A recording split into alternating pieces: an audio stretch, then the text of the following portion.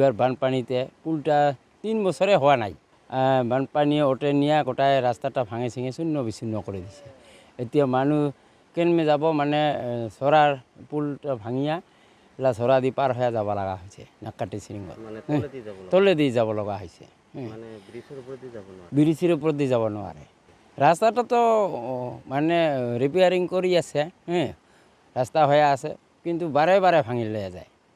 এরা কেনেকে কি করে তার মানুহে জানে না নাজানে আমি নাজানোকে ভাল কৰি যেটা বানাইছে ই ওপৰতটা বানাইছে আজি দুইফালে মাটি দিছে এই যিফালেদি ঝৰা মাটি দিব লাগে পাকা ফিল পেলাব লাগে সেইফালেদি নাই এখন ভাঙিয়া বাগৰি পৰি ৰাস্তাতে লাগিয়া হেলন দিয়া আছে ওতে মানুহ উঠিলে যিকোনো অৱস্থাত মানে সংকটজনকভাৱে মৰিব পাৰে আৰু কি এইখনতে দুইফালে পাথৰ পেলাইছে বাঁহৰ গছ গাড়ছে কিবা কাৰণত যদি সেইখন মাজত যায় পুলখন বাগৰি পৰে সেই মানুহজন ওই মৰা চৰাৰ উপায় নাই কোনোবা যে চাপে পাৰ হ'ব সেইখিনি অসুবিধা নাই।